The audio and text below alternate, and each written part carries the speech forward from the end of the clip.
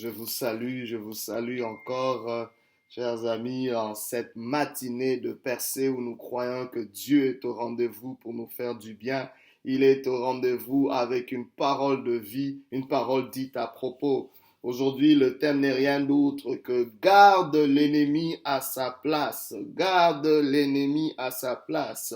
Pour ce, nous lisons Genèse chapitre 3, versets 14 à 15. La Bible dit ceci. L'Éternel Dieu dit au serpent, puisque tu as fait cela, tu seras maudit entre tout le bétail et entre tous les animaux des champs. Tu marcheras sur ton ventre et tu mangeras de la poussière tous les jours de ta vie. Je mettrai inimitié entre toi et la femme, entre ta postérité et sa postérité. Celle-ci t'écrasera la tête et tu lui blesseras le talon. Garde l'ennemi à sa place. Une instruction, un avertissement, un conseil à prendre absolument. Vous savez, l'année est encore jeune, vous avez des projets, vous avez une destinée. Laissez-moi vous dire que vous ne pouvez pas embarquer dans un projet si vous n'avez pas aussi considéré les obstacles ou les ennemis de votre réussite. Il faut être conscient de cela. Ne soyez pas naïfs. N'embarquez pas dans une randonnée, dans une aventure, dans une destinée, dans un projet sans pour autant être conscient de ce qui pourrait ne pas vous amener au port désiré et avoir une stratégie pour gérer cet ennemi. Quel est l'ennemi de votre mariage? Quel est l'ennemi de l'éducation de vos enfants? Quel est l'ennemi de votre succès, de votre carrière, de votre ministère? Il faut connaître cela, vous savez. Chaque super-héros connaît son ennemi. Quand vous regardez, par exemple, quelqu'un comme Superman, il y a la kryptonite. Il sait où garder la kryptonite. Il sait comment ne pas être positionné de façon à ce que son ennemi ne puisse pas prendre avantage sur lui. Alors, Dieu nous instruit, garde ton ennemi à sa place. Pourquoi, à part le fait que c'est une façon pour nous de maximiser notre réussite, mais j'aimerais vous dire aussi la raison pour laquelle Dieu veut qu'on puisse garder l'ennemi à sa place, c'est pour que nous ne soyons pas influencés par l'ennemi. Vous savez, cet ennemi dont on parle, le diable, est subtil et il peut s'incarner, comme on le voit dans ce texte, dans le serpent. Il peut s'incarner dans des individus à travers des choses, à travers des situations, des activités, des directions, des opportunités. Il peut s'incarner à travers ces choses et ces choses deviennent carrément vos ennemis.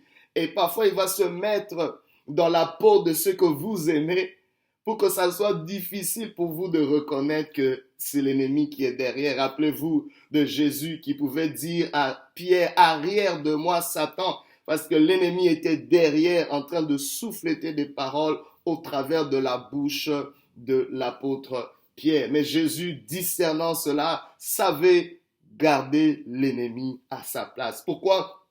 Pour ne pas être influencé par l'ennemi, pour ne pas écouter l'ennemi. Vous savez, dans le texte qu'on vient de lire, c'est Dieu qui est en train de parler au serpent et Dieu est en train d'établir le jugement du serpent. Mais quand vous voyez le jugement que Dieu donne au serpent, et vous comprendrez qu'il a été jugé en dernier. Dieu a commencé parce que Dieu va toujours respecter la hiérarchie, l'autorité, et cela nous dit beaucoup de choses. C'est que la place de l'ennemi ne devrait pas être la première.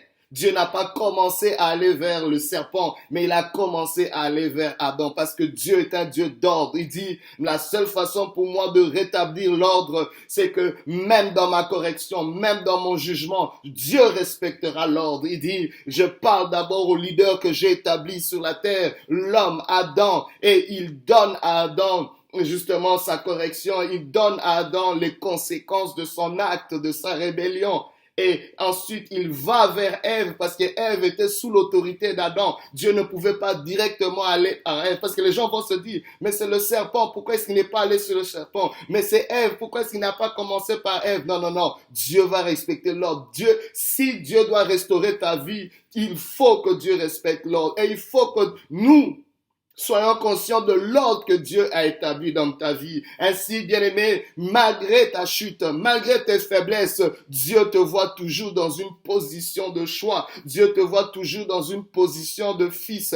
Dieu te voit dans une position comme sa créature la plus chère. Donc, il te verra toujours au-dessus du serpent, au-dessus de tes faiblesses, au-dessus de tes accusations, au-dessus de tes tentations, au-dessus de tout ennemi qui s'élève contre toi. Dieu te voit au-dessus de ça. Mais quand tu tombes, quand tu faillis, souvent nous avons tendance à nous diminuer. On se considère. Puis regardez par exemple l'enfant prodigue, quand il va voir son père, qu'est-ce qu'il dit? Il dit, Père, j'ai péché contre le ciel et toi. Considère-moi même comme l'un de tes serviteurs. Au lieu de me considérer comme un fils. Vous voyez ce que ça fait? Bien-aimé, je ne sais pas qu'est-ce que tu as manqué. Je ne sais pas là où tu te trouves. Tu te trouves peut-être dans la boue. Tu as peut-être été, tu te sens ridiculisé ou tu te sens amoindri, rejeté à cause de ce que tu as fait, à cause peut-être des choses que tu as manquées, ou peut-être d'une faiblesse. Mais laisse-moi te dire, Dieu te voit pas en dessous de cette faiblesse. Dieu te voit au-dessus de cette faiblesse. J'aimerais que tu puisses te voir tel que Dieu te voit, parce que ton identité est différente de ce que tu fais. Ce que tu es n'est pas forcément ce que tu fais. Et pour le Père, c'est l'enfant prodigue, le fils prodigue, c'était son fils malgré ce qu'il avait fait. Alors, Dieu commence par Adam, il va vers Ève et ensuite il vient vers le serpent en lui disant, parce que tu as fait cela, tu seras maudit. Et vous verrez que Dieu ne maudit ni Adam ni Ève, mais il maudit le serpent. Waouh! La terre est maudite à cause d'Adam, mais Adam n'est pas maudit.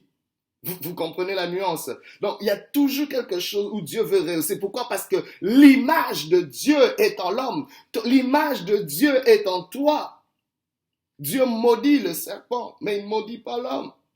Et il met déjà le serpent à sa place. Il lui dit, à cause de cela, tu vas ramper, tu vas manger de la poussière. Waouh! Tu marcheras sur ton ventre.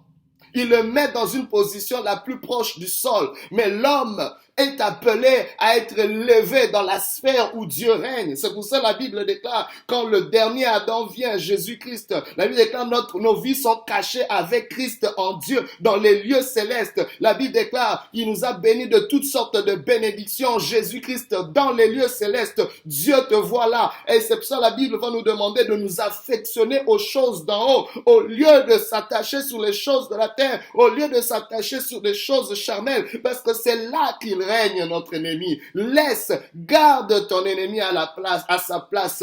Garde l'ennemi à sa place. Sa place c'est vers le bas, ta place c'est vers le haut. Dieu est en train de relever quelqu'un de la poussière. Oh, Anne, la mère de Samuel, pouvait dire dans son cantique, oh Dieu, tu es celui qui prend ceux qui sont faibles, qui prend le pauvre du fumier et tu l'élèves pour le faire asseoir avec les grands. C'est Dieu. Vous savez, Dieu est suffisamment grand et confortable dans sa grandeur pour descendre si bas et afin de nous relever à son niveau. C'est ce qu'il fait. Jésus-Christ a quitté sa gloire, a quitté la gloire qu'il avait avec le Père et descendu vers nous. My God, il a pris ce corps de péché, il a pris ce corps faible et il est venu, il a marché là où on a marché, il s'est identifié, il s'est fait appeler lui le Fils de l'homme, qui était Fils de Dieu.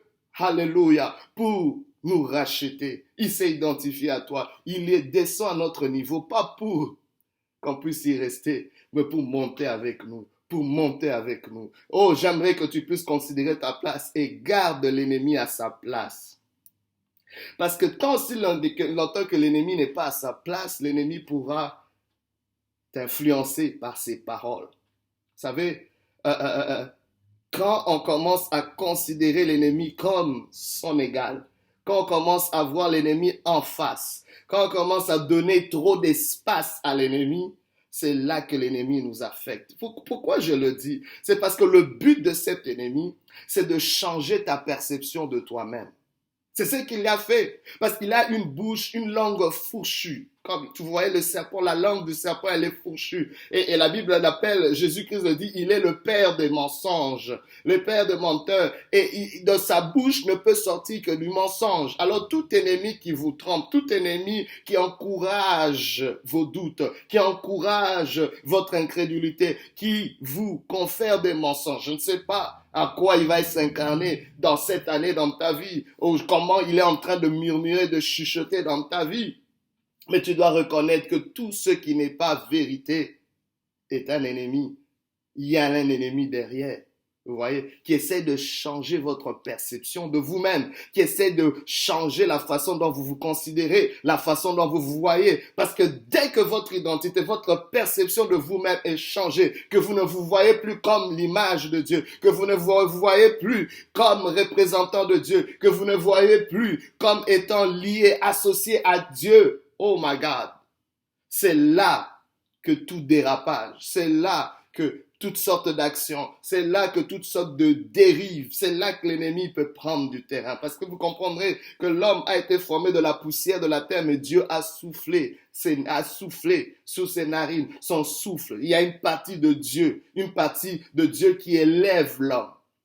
Mais quand l'ennemi nous pousse à ne plus considérer cette portion de Dieu qui nous élève, tout ce qui reste, c'est la poussière. Et la poussière, c'est là où il règne, c'est là où il domine. Vous comprenez? Parce qu'il lui a été donné de dominer sur la poussière, de manger la poussière. C'est là qu'on devient comestible. C'est pour ça que tu dois garder l'ennemi à sa place, dans la poussière. Et ne pas fréquenter la poussière. Élève-toi. Je ne sais pas, la poussière, c'est peut-être des activités, des pratiques que tu as. C'est peut-être des relations. C'est peut-être une façon de penser, une idéologie, une philosophie. Je ne sais pas. Mais laisse la poussière à l'ennemi. Oh my God, garde l'ennemi à sa place. Parce que le but de cet ennemi, c'est de te tirer vers le bas. C'est pas juste de changer ta perception, mais de te tirer vers le bas. C'est pour ça que regardez ce qui se passe dans le jugement que Dieu émet contre le serpent. Il dit, je mettrai une inimitié entre toi et la femme, entre ta postérité et sa postérité. Celle-ci, et c'est Jésus-Christ dont on parle ici, t'écrasera la tête. C'est Jésus-Christ, mais qui nous représente? En fait, c'est nous tous en Jésus-Christ. Celle-ci t'écrasera la tête et tu lui blesseras le talon. Pour qu'elle écrase sur la tête, ça veut dire que, oh my God, ça veut dire que la place de l'ennemi est sous tes pieds. La place de l'ennemi est sous tes pieds. La Bible déclare, il a fait de nos ennemis nos marchepieds. My God, il y a quelque chose pour lequel tu dois célébrer. J'aimerais te dire que tout ennemi qui te tire sur le bas est en train déjà de te dire là où il est localisé. Parce que pour qu'on te tire vers le bas, cette personne doit être sous tes pieds. Pour qu'on te tire vers le bas, l'ennemi doit forcément être sous tes pieds. Parce que même la loi de la physique te montre que ça prend, à cause de la pesanteur, ça prend que cet ennemi soit sous tes pieds pour te tirer vers le bas. Oh my God, cet ennemi ne peut pas être en face. Cet ennemi ne peut pas être au-dessus. Il est forcément sous tes pieds. Alors, au lieu de le laisser te tirer sur le bas, marche sous cet ennemi. Marche sous cette tentation. Marche sous ces accusations. Marche sous toutes ces mensonges. Marche sous ces choses. Dans le nom de Jésus, Dieu t'a donné autorité de marcher sur les serpents et les scorpions et sur toute la puissance de l'ennemi. Regardez ce que Jésus-Christ nous donne. Il nous donne de marcher, c'est-à-dire parce que l'ennemi doit être à sa place, sous tes pieds, dans la poussière. Parce que quand tu laisses l'ennemi faire face à toi, c'est là qu'il peut te parler. Et s'il te parle, il peut t'influencer. Il peut te déposer une semence qui n'est pas vraie. Devant ta face, c'est Dieu que tu dois avoir. C'est lui qui peut t'élever. C'est lui qui peut t'amener plus haut. Et c'est très important pour nous de saisir cela. Cet ennemi veut te faire manquer ton but.